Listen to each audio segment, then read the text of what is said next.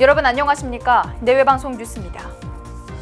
안철수 국민의힘 의원이 오늘 KBS 라디오 최경영의 최강시사 전화 인터뷰에서 새만금 세계 잼버리 파행 책임에 대해 정부가 최종 책임 주체라고 말했습니다.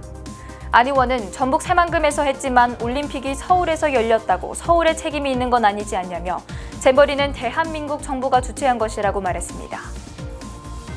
미국 국방부가 현지 시간으로 8일 북한과 러시아 간 무기 거래 가능성과 관련해 북한과 러시아 간 어떤 무기 거래도 유엔 안전보장이사회 결의 위반이라고 말했습니다.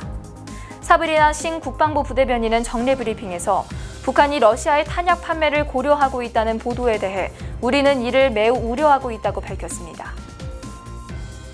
제6호 태풍 카눈이 북상하면서 한반도를 수직 관통할 것으로 예상되는 가운데 기차가 탈선될 수준의 강풍을 몰고 올 것으로 전망됩니다. 기상청에 따르면 9일부터 전국 대부분 지역이 카눈의 영향권에 들면서 강한 비바람이 불고 오는 11일까지 최대 600mm의 많은 비가 내릴 것으로 예상했습니다. 전셋값이 하락하자 기존 전세 계약을 연장하는 세입자 수가 급감한 것으로 나타났습니다.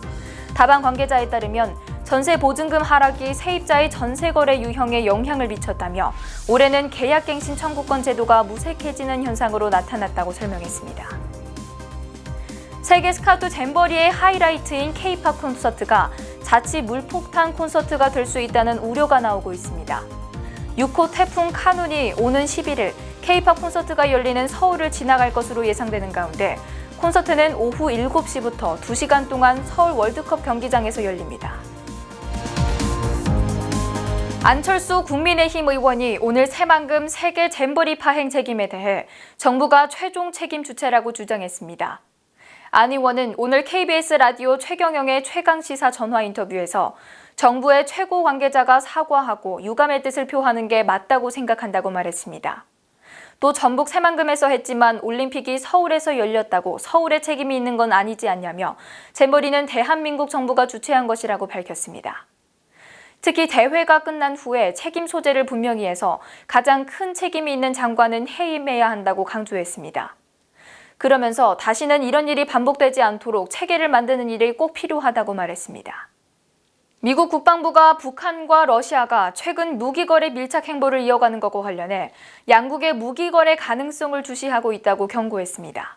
사브리나 싱 국방부 부대변인은 현지 시간 8일 정례 브리핑에서 북한과 러시아 간 어떤 무기 거래도 유엔 안전보장이사회 결의 위반이라고 말했습니다.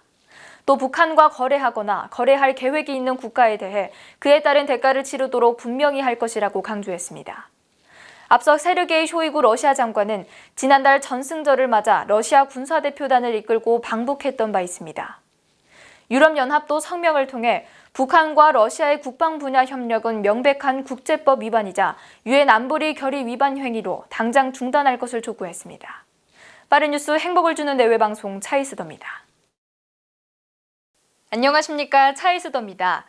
내외방송의 더 많은 영상을 보고 싶으시다면 오른쪽에 있는 구독하기 버튼을 눌러주시기 바랍니다. 알림 설정까지 완료하시면 영상이 올라오는 즉시 확인하실 수 있습니다. 저희 내외방송을 시청해주셔서 정말 고맙습니다.